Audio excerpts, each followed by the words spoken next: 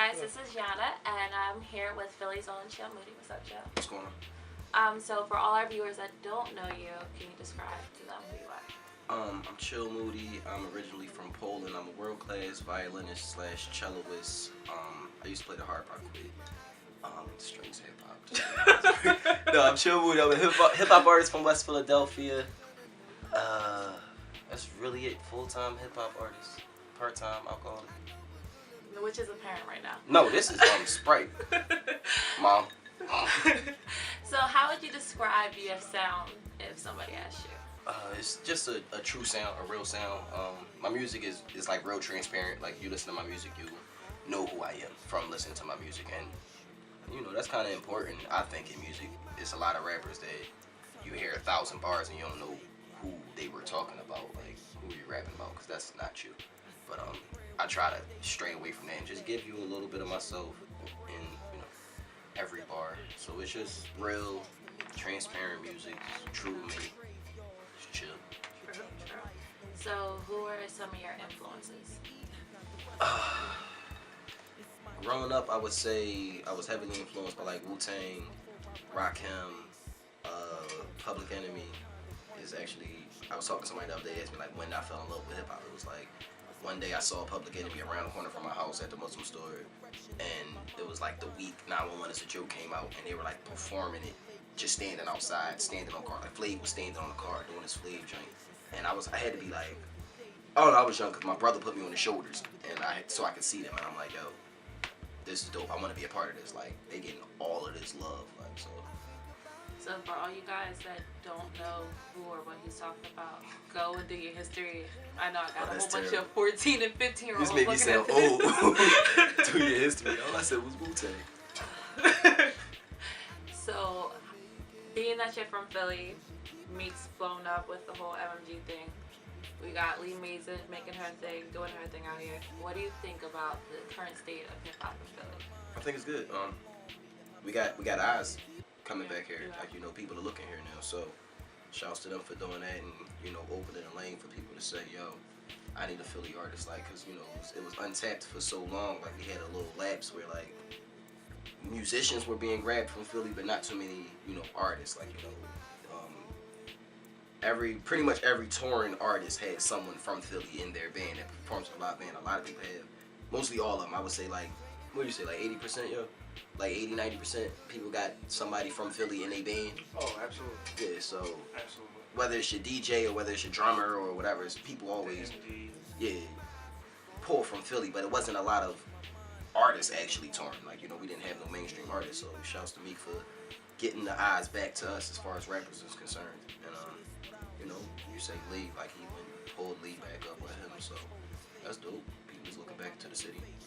Well, shout out to you too, because you just did the Power 99 Up and Comer show. What was that like for you? It was dope. You dream of being a Philly artist. You always dream of that powerhouse stage. Like that's kind of like the coup de grace type thing. Like when it's that and like doing the come up show. So when I did the come up show, I'm like, yo, if I can get powerhouse this year, it'd be dope. And I didn't get it that year, and then this year I actually got it, and it was just like,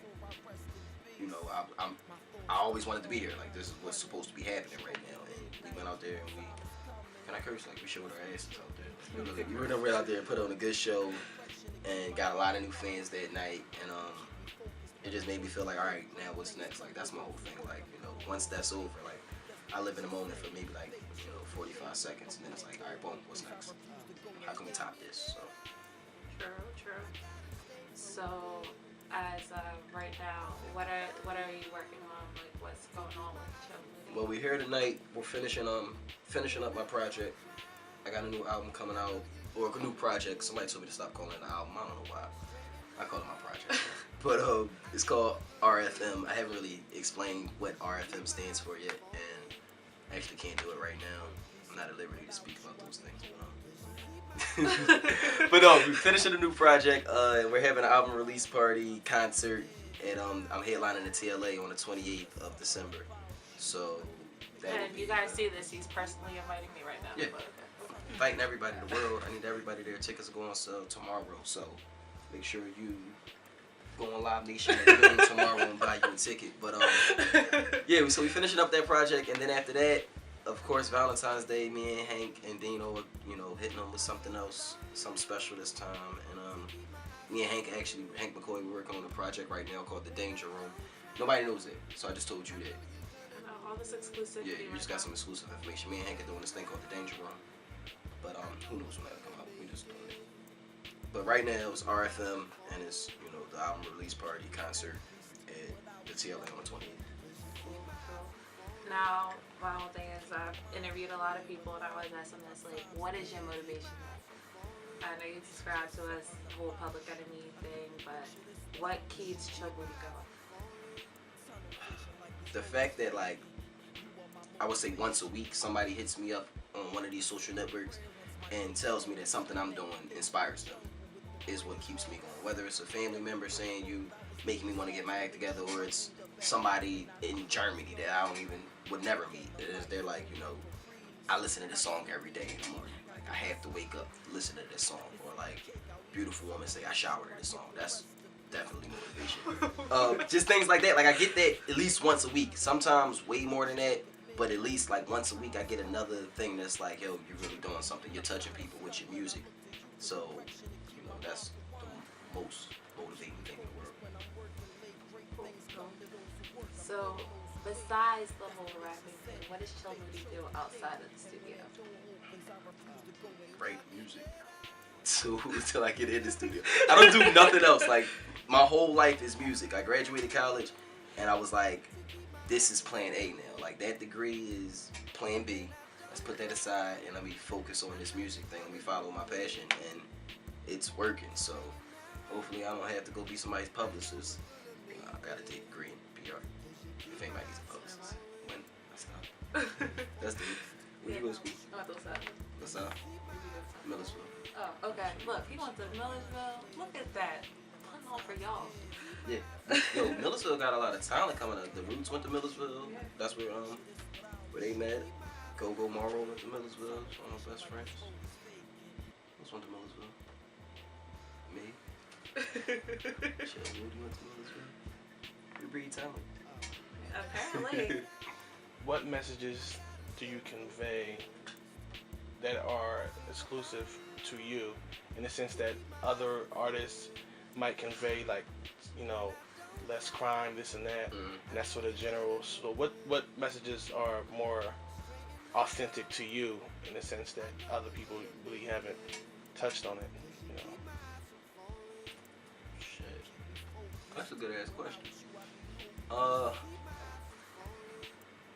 It's like, alright, let's take rappers that's out right now. You take a Meek Mill, you take a Kendrick Lamar. They both recently put out albums. On the most vaguest surface possible, they're talking about drugs, the streets, violence, women, whatever. But they're talking about it from different perspectives. You got the one kid that didn't want to do that and was just born into it. You got the other kid that was actually involved in it. But they're pretty much talking about the same thing. My music is more like, it's kind of straying away from all the violent, things like that, because I was there, but I didn't want to be there. I mean, I went to school. I was told different. So it's just that same hood mentality and the things that went on in the hood, but from, I guess, the mind of a college kid, things like that. But also from the mind of someone that always just wanted to be like the people that, the person that made them want to get out. You know what I mean? Whether it be rap or whatever it was, I wanted to always be the one that inspired people to want to better themselves. I think that's a good answer. How so you didn't like my answer. That was a really good answer. I thought that was You didn't like my answer. I did. Okay. From the mind of a couch, that was good. Now don't sweat my answer. You're too funny. So you keep mentioning how you did go to college, and I think that's really dope. So Best 7 years of my life. So could you explain how important to you was getting your education? College was the most important thing that's ever happened to me in my life. Like, it's the best time of your life. Anybody's watching us thinking they should go to college or if they shouldn't, college is the best shit ever. You know what I mean? It's the most freedom you're gonna have. You know, go there and do what you're supposed to do, and you'll get so much more out of it. I met so many people, made so many connections. College was just life. So college was needed because, you know, I went to school for communications, public relations. So it's like, know how to talk to people, know how to go in a room and, you know, address people and be there and not just fade into the side or whatever.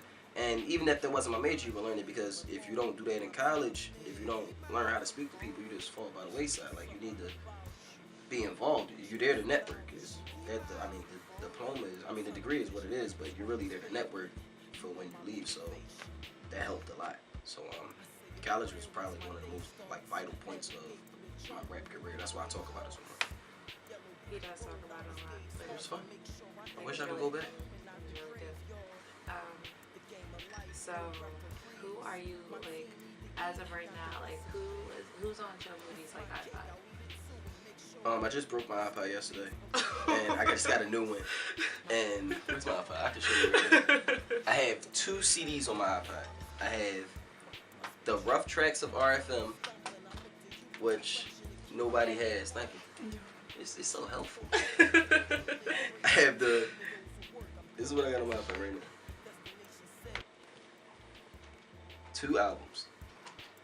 Action Bronson and Alchemist's new album, because it came out today, and my whole album. Well, the rough tracks. And that's all I got. But I guess my old one, what was I listening to? I was listening to Sean Price, I was listening to Action Bronson, I was listening to Kendrick. I still listen to Frank Ocean's album. I listen to a lot of beats all day. I listen to beats in rotation. I was on my Kid Cudi shit last week, so I listened to like Kid Cudi on shuffle for like a day. I don't know. I'm all around. Like, I listen to a whole lot of different shit. Being that you are an eclectic person, does that kind of influence your style? Yeah. That's all I have for that. So that's really all I have for that. But like, yeah, it does. I talk about different things. I talk about things in a different manner because I listen to different things. I can, you know, give you different kind of punchlines about, you know, shit you might not know about. Like I said something in the studio the other day, and Joe was like he pressed in and he was like, I don't know if I like that bar. I said, you don't like that bar because you don't understand that bar. He's like, well, explain it to me. And I'm like, it was like a movie reference from some shit that he hadn't seen or something like that. He's like, oh, see, I wouldn't have got that. Like, so having an eclectic taste, you get to say live or shit. And then when somebody gets that album and it's somebody that has that same kind of taste as you, and you hear them say that, you be like, oh, he said that. It could be the simplest shit, but just something they can connect with. Like, oh, he said Bruce Leroy Glow. That's one of my favorite movies. Like, you know what I mean? Some shit like that. But being that you are very much different from a lot of the rappers that come out of Philly, how do you take on or handle the criticism of you being kind of not in the streets? Or what's crazy is, of course I get a lot of hate or whatever for that, but I don't want to use that word. Yeah, I get way much more love for that, like for being different. Because I don't think I'm too much different than, you know, of course I'm different than everybody in the world because I'm me and nobody else is, but it's a lot of rappers in the city that I listen to that, you know, rap really good, and it's not like street music or whatever you want to say. It's rappers that rap in the city that make street music that are really good too, that are really talented. So, you know, the criticisms come from people that are ignorant, I think. People that don't really know, and they on some judge a book by its cover type shit. Like, they hear college and like, he's a smarty-garty ass rapper. Like, if you really listen, I'm just rapping really good. Like, it's not about, I just got a better vocabulary than them, but it's, you know, I'm not necessarily saying nothing or I ain't teaching you nothing. I'm not like KRS-One, but I'm really like,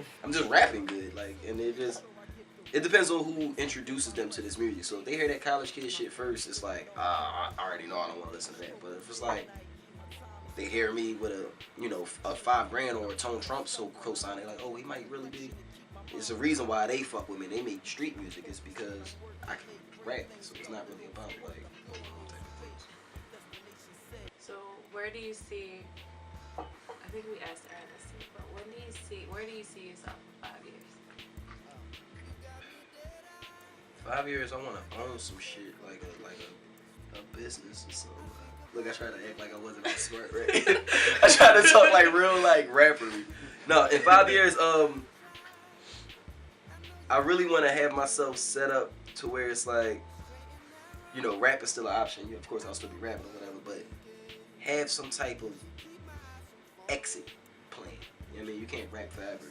Well, this really hasn't been proven you can't rap forever yet, because rap ain't that old, and Rakim's still rapping. He's one of the first, like, you know, so you might can rap forever, but I don't want to rap. You know, move on to some movies, move on to some businesses, make sure my family is straight to where it's like I don't have to go through the pressures of putting out music and putting out a product, and how much I get paid depends on how much they like it. You know what I mean? Like, That's a very smart 5 years. So guys, our time is up with Chill Moody. I want to thank you so much for the interview. I really appreciate it. And follow us up on iSocialiteMedia.com, or you can check us out on Twitter, iSocialite, or at iSocialite. And make sure you follow this guy at Chill Moody. And at Drunk Chill. Oh yeah, that's his drunk Twitter. I follow that one. Actually, follow that one. It's funny. Yeah, he's a funny guy. Okay, thanks. Look, I'm doing rapper hands. West Philly. Fate chose the day, and when that door opens, I refuse to go and You leave. got me dead eye. I gotta stay focused. I think about you to keep my eyes.